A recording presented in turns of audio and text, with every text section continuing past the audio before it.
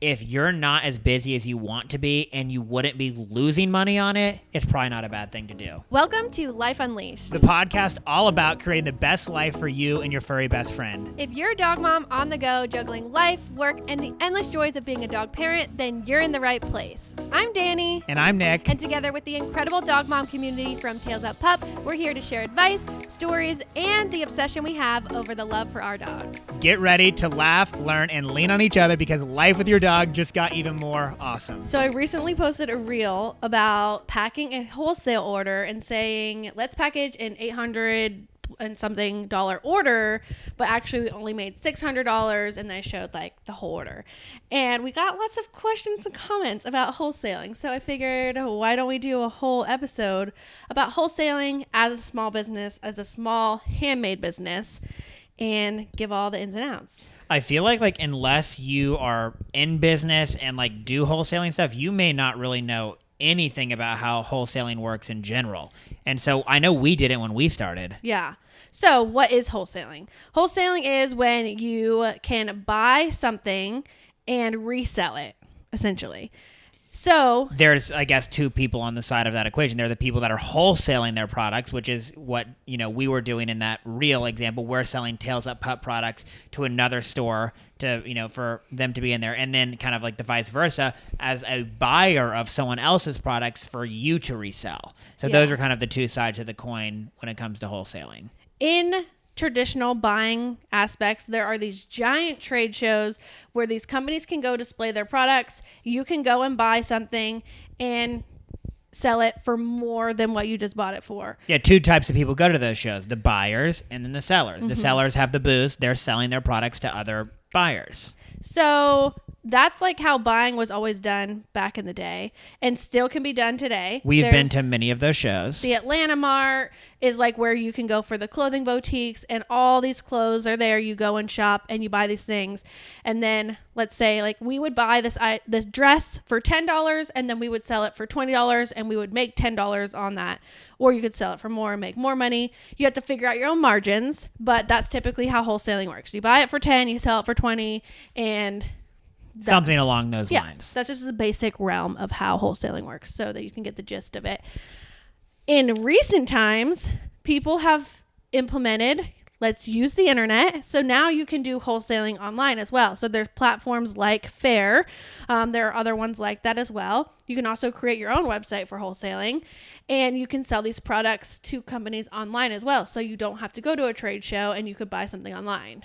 What we've found is like the great thing about the trade shows is you can go see the stuff in person, put your hands on it, touch it, feel it. And then the reason we don't go every single year is once you establish relationships with these companies, you can then buy on their website and you're not having to go, to a trade show all the time to see the brand new stuff unless you want to go literally physically touch it. But once you kind of know the quality of their products, a picture online sometimes is enough. So most businesses are one or the other. They are a company who sells wholesale items, or they are a company that buys wholesale items to resell. We are unique because we are both. Yes, not as many people are both. Yes, we could be at that show selling our bandanas, embroidered items, things like that, to other people, or we can go to the shows and buy stuff for our shop. We have only ever gone to shows as a buyer. We've never spent the time and money to set up a booth and to do that as a seller at these shows. And we're actually going to do a whole separate episode about trade shows and stuff. So if you have any questions about that, let me know before we film that one, and that'd be fun. What if, this is just something that came to my mind, what if we have missed our biggest opportunity ever? I know that this is not true, like 99%, but what if we'd never done the booth at a place or whatever, and that was where our biggest opportunity was as a business? It could be, but it also could be the biggest waste of money. Yeah, I don't think that it is. Yeah. Mainly because the handmade part of our business, things like that, people want to spend much less on bandanas and things like that. That is also why we are unique, is because we are a handmade business. Almost all of the products at these wholesale prices are something being manufactured overseas. So very cheap. They can get these things for cents, literally cents. And then they're able to sell it for $10 and they're still making $9.50. And then you go sell it and you make your money too. It is crazy. Yeah, take a dog toy, for example. They probably are getting those literally for cents, and then they're selling them for $5 or $6. Even a dog bandana. Like, there are dog bandanas at these shows that they're able to sell wholesale for like $2, and we literally could never. It's like that literally doesn't even. That's like more than the fabric cost for us. Yeah. So there's lots of just, things that hold a small handmade business from thriving in the wholesale world, because our products are going to be more expensive because we are physically making them. Yeah, it's not a mass marketed, product that you could just churn out with a machine, thousands of them. And we are also picky about our quality. So we're using a high quality fabric instead of something much cheaper. So we could make our products for cheaper by hiring someone overseas to sew them and getting a cheaper fabric, but we choose to make them in-house ourselves, and we choose to have the best quality fabrics and also our custom exclusive design patterns. So all the things that we choose are bougie and expensive, and that's why our products are more expensive. And I think our company really is more of one that lends itself to, that's how we've, designed it. We never came into the market with the idea of being like, we're going to not be we're really a direct to consumer brand. So we're selling directly to people. Now we added an arm of the wholesale to sell our products to stores for them to sell to other people, but primarily we're selling directly to people. And that's because our products are more specialized and more of like a boutique type. So someone who commented on the video of me making this wholesale order said, well, why would you ever do this? So because you're making less money. Yeah. So we're going to get into it. So there are many different things. I have some notes here because I did not want to, forget all of my ideas. But the number one thing is increased sales volume. So there's a lot of benefits to selling large quantities at once. So for example, for us, we are mostly doing custom items. So if Luna's mom is going to order a sweatshirt, we are making one sweatshirt that has Luna's picture on it.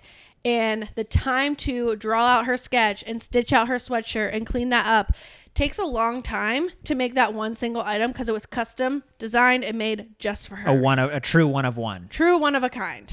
And so the amount of effort that put into creating her sweatshirt is a lot. If this store is ordering one with a generic paw on it, and they have to order at least 10. So we can, bang out and make 10 of those at a time and do them all right then. We can be much more efficient time-wise. We can be efficient time-wise. And you can also try to maximize on the things that we are buying wholesale, which would be those t-shirts or sweatshirts. And maybe we can get a price break if you buy more units at once. So if they're like, okay, if you're just going to buy 20, this is the price. But if you're going to buy 100, you can get 20% off. Then we would always want to be getting 100 to get the 20% off. That would also benefit our direct-to-consumer price as well. Yeah, and I would say the same goes, or at least for a long time with our fabric. We would get price breaks when we'd buy more fabric. And so it's like, okay, well, if we're getting the price break to buy more, but we're not going to be able to sell enough of that, to our customers, well, the rest of it we could sell wholesale. Even though we're making less per bandana, it still got us an overall cheaper fabric price, which helps everybody out. Yeah. So that was one thing. Another thing is the market expansion and just reaching new markets and customers. So Tails Up Pup only sells to the United States and Canada at this time, and mostly no one in Canada buys. Well, you mean on our website directly? Yes. So selling wholesale, last week we shipped to Australia.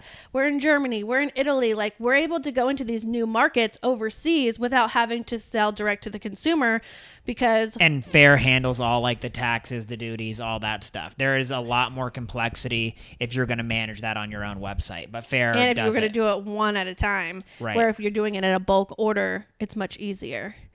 So there's that kind of new reach of overseas, which we don't do on our own. And just new customers in general, even if, Bob down the street has our products in his store, those people who walked in there might not have ever heard or known about us, but now they saw our bandana in his store And they might be like, oh, this is really cute. I'm going to buy this. And then later he's like, oh, where can I get another one? Let me look at the tag. I'm going to go on their website. And then he would see that we have a lot more. And we've kind of viewed that at least that first time buyer, if they're buying it in the store, they were very unlikely to be a first time buyer online on our website. So it's not like we missed out on, the higher margins on that purchase on our website. We figured that, well, they're probably buying it in the store because they wanted, they were just there, whatever reason, and they wanted to buy it in the store. Yeah. But you can get them on the back end. I feel like that also goes hand in hand with like brand exposure. And it's also really cool that when someone who is in the Tails Up Pup community goes to a local dog store in their town and they see it, then they will like send me a picture and be like, oh my gosh, look, I saw your bandanas in the store. And it's like, the more that people see it, the more that they're going to buy it. And so like, it definitely helps. Even if they didn't buy it from that store, if they did, like they knew us and they saw us and now they're constantly thinking about us. Yes. And it's not, while the margins are definitely lower when you do wholesale, it's not like that they're non-existent, particularly for these things that we can do a much better job of like bulking and getting our time. And I would say that goes for bandanas too. If I, need to cut 50 bandanas of just one fabric and I can, that's going to be better than doing literally one at a time in 50 different fabrics. Yeah. Building relationships. So with that, I feel like we've made some really cool relationships through our wholesale. And so these stores now are thriving by selling our handmade bandanas or our custom embroidered items. It's truly like a win-win. That customer is supporting that local business where they're buying the product and they're also supporting us. And we definitely have plenty of wholesale people that are repeat for many, many years.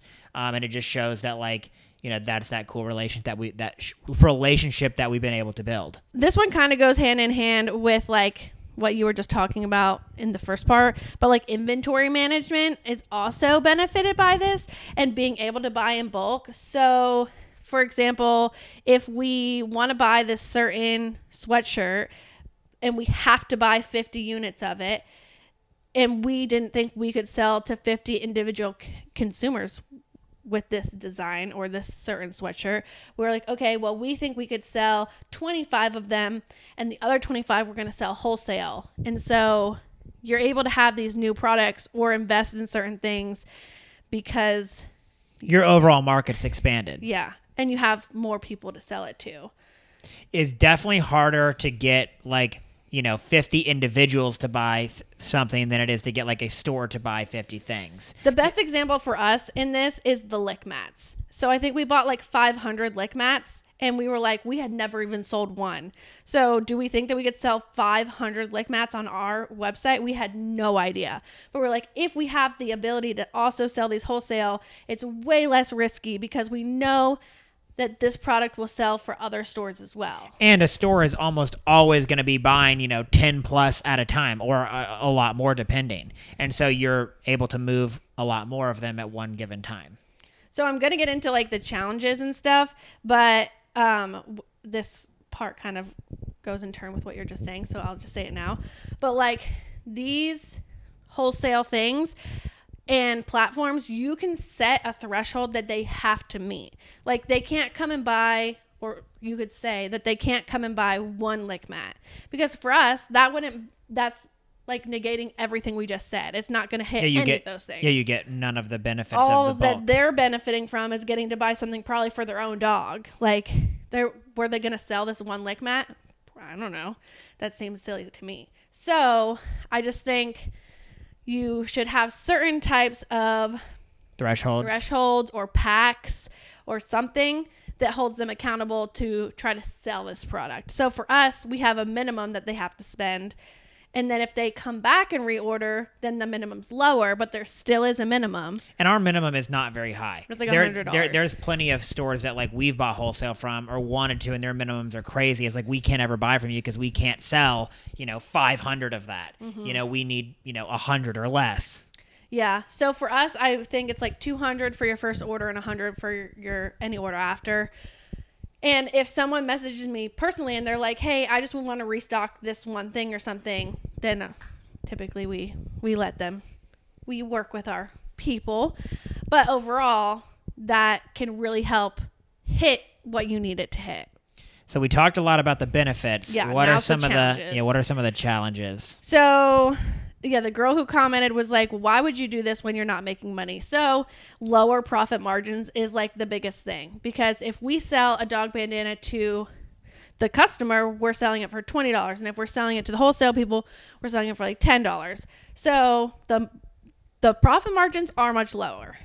Yes, and when it's a handmade business, that's a lot of work for very little money sometimes. So we basically had to sit down and say, how much does it cost to make this bandana from start to finish?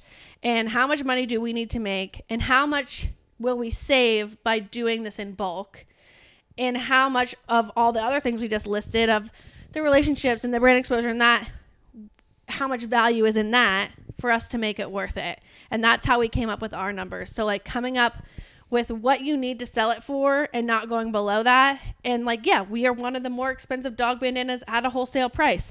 And we know that. And if someone chooses to buy ours, that's their choice. We're not forcing anyone to buy ours, but you have to pick a price that makes sense for your business, that is sustainable and that you can do. And honestly, we've always, when we're the busiest, like during fall or Christmas, sometimes we're less enthusiastic about our wholesale orders, because it's like, oh my gosh, we're already so busy that it's like, it's really tough to also come in there and do the wholesale order, because you know you're making so much less money on it. And if we are really busy, I will not prioritize them, and I will tell Nick, this wholesale order is not scheduled to ship for 2 weeks, and our customers are supposed to get it in 3 days.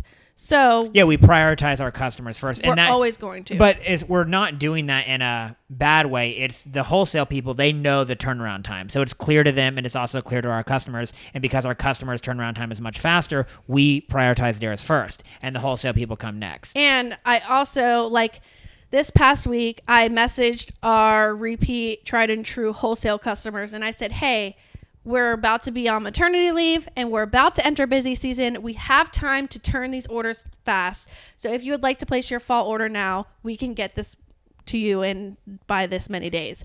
And so I was reaching out to them, trying to give them the best situation, for them, so that they don't have to wait 2 weeks, 3 weeks, however long the turnaround time might be at that point. And I'm trying to give them all the information that we have at this moment and help them thrive as well, because we know fall's around the corner. But sometimes wholesale people, they don't want to, and we're in the same boat too, they want to be able to buy it as close to the time they're going to sell it, so there's no float of money. Now, Fair makes that easier for people because they can give you net 60 terms. Yes. So Fair has a lot of perks for the buyers, because they can buy the product and not have to pay that bill for 60 days. And so that is quite the perk. It's a great perk, and it allows people to be able to, they don't have to float money for that long, which is important. If you had to pay for it right up and it's going to take you, X amount of time to make that money back, people a lot of times wouldn't be able to do that. They'd have to have a lot more money saved up to invest. Yeah, but so we like... Yeah, the negative side of Fair is that they take a lot of fees for having as the seller connecting you, the seller, to a buyer. As a buyer of things, Fair is probably, your best friend. You don't have to go to the trade shows. You can get the stuff. You can get net 60 terms. You can even get free shipping on a lot of things. And you can find like the craziest variety of stuff too. But as a seller, you have to pay a commission, because they essentially brought you these customers. So on every order, I believe it's 15% right now. And then on new orders, they also take $10.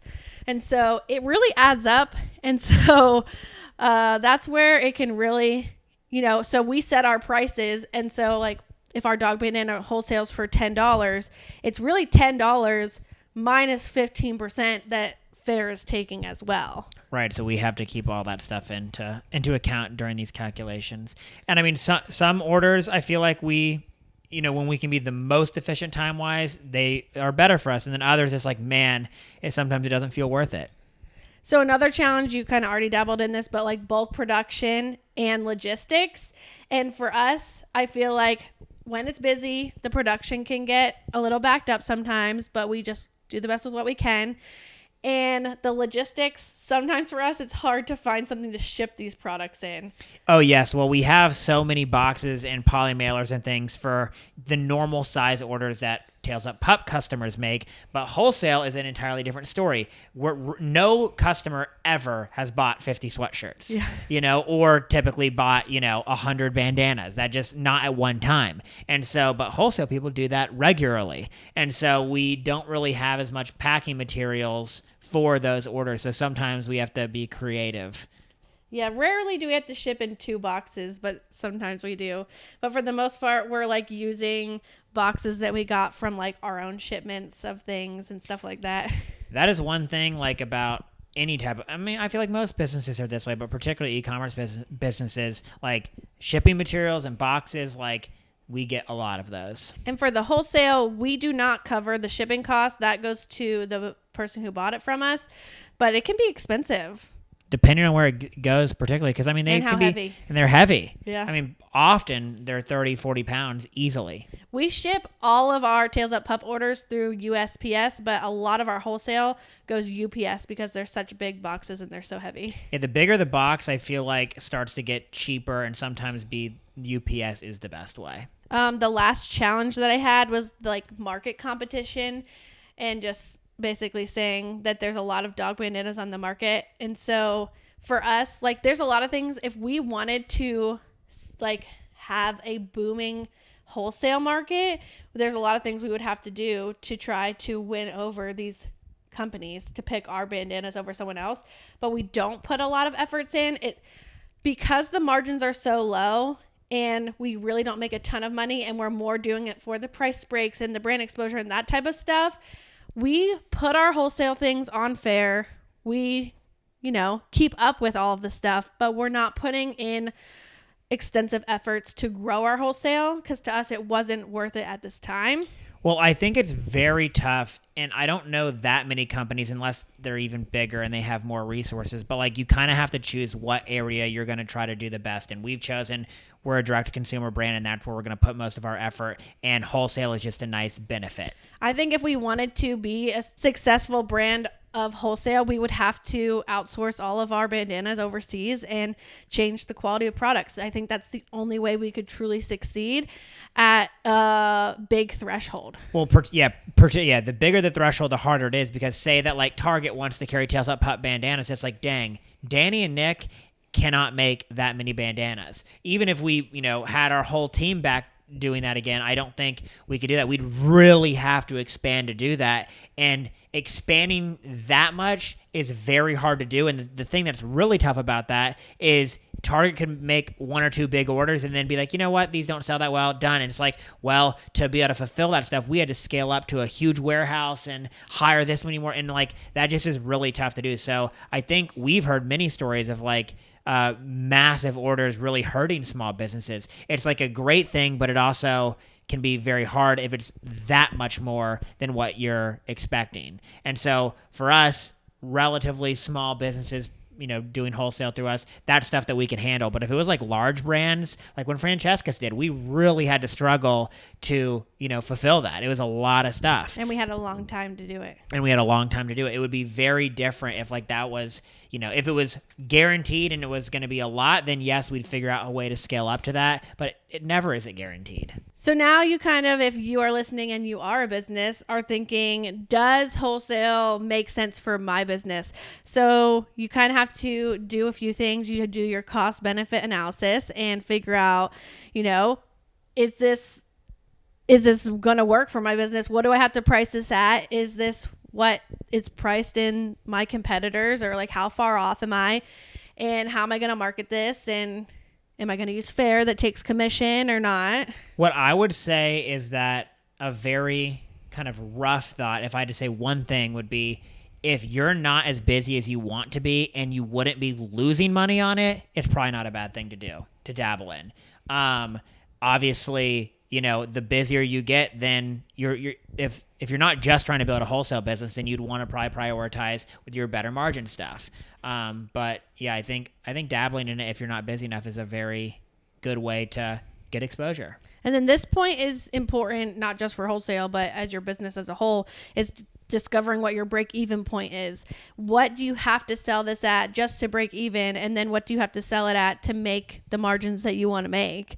And if you don't know that number, you need to sit down and figure that out. And we've had to reevaluate as well, because it changes. And I mean, that number is the one thing that we don't have to take into account on our wholesale cost is there's zero besides like the fee that's coming out for fair. There's no marketing cost on that. We are not paying for ads or anything like that to acquire wholesale customers. We do that for our direct-to-consumer customers. We run ads, and that has to be taken out of the overall cost, because if somebody places an order and they clicked on an ad, we had to pay for that advertising. So that has to come out of it. So that's another, you would think that when you hear some of the numbers, it's like, oh, they must make great margins on every single bandana. It's like, that's not necessarily true when it comes into like the advertising cost and that stuff. So there's on both sides, you need to know your break-even point. And then the last thing is the scalability of this. And if you are like a one-man band or even just a few people, if you're hand making these things, can you scale your business to keep up with the demand? I do think it is important to know that you can always turn off the wholesale if it became too much or if it wasn't working for you. Or raise your prices. Yeah. And get your money. But I feel like overall, you can always change your mind, but figuring out if this could be scaled, or like if you invented something or you're buying your things from overseas and you have a lot of margins, then you could make a really great, wholesale business. Yeah, I think there's plenty, and this is definitely not our business model, but there are plenty of ways that you could be very, very successful only doing wholesale and like very little direct to consumer, if any at all. And you could definitely do wholesale on your own as well. You don't need to use fair or a trade show. You could write emails to local stores in your area and just let them know like, hey, this is my business. This is what I sell. And this is the prices, and let them know. Really, you have to tell them how they will make money. Like, hey, if you buy my product, you're going to make money because people are loving this, or like you can do this with this. Really explain to them why, because at the end of the day, everyone wants to make money. So if you're going to tell the store owner, hey, I sold 1,000 of these in 1 month and this is how much money I made, look what you could do at your store. Like, kind of show them a case study, A case study. And I mean, if you have the ability, maybe you give them net 30 terms. Maybe you give them, or selling on consignment the first time, things like that, particularly if it's local. Maybe you drop it off their store, not having to pay for shipping, things like that. If store owners are always looking for cool, unique products that they can sell and make money and their customers will like. So if your product is that, it's really just getting it in front of them and giving them to give you a chance. Yeah. And if it sells well, I guarantee you they'll buy more. I actually think that's how we got started in wholesale. We just talked with some local people and some non-local people, just like through email. And we still sell things wholesale through like our own website via like custom invoices. Yeah, people find us, or we've had that relationship and they reach out. Mm-hmm. Someone did the other day. Yeah. So, and if you bring people on fair too, like if they found you through your direct link, you don't have to pay the commission. Which is great. So that's great to know. But for us, we don't bring that many people. They bring us. So it's customers we would not have had otherwise. It's the same thing with Etsy. Like, why do we still keep our Etsy shop running? We believe that those people buying on Etsy wouldn't have bought from us any other way. So it's worth it to us, even with those fees. Is there anything else that you want to talk about wholesale? I feel like we kind of covered the gamut, the wide range of wholesale. This is a topic that we could talk a lot more about. So if you do have other specific questions, leave us a comment, let us know. There are lots of different things that we could talk about on both sides of the wholesale equation. Yes, the buyer definitely. or sellers. Thank you guys for listening. I hope you learned something and maybe inspired you to do it. Maybe it didn't. Either way, you can send me a message and we can chat all things wholesale. And we'll see you guys next time. Bye.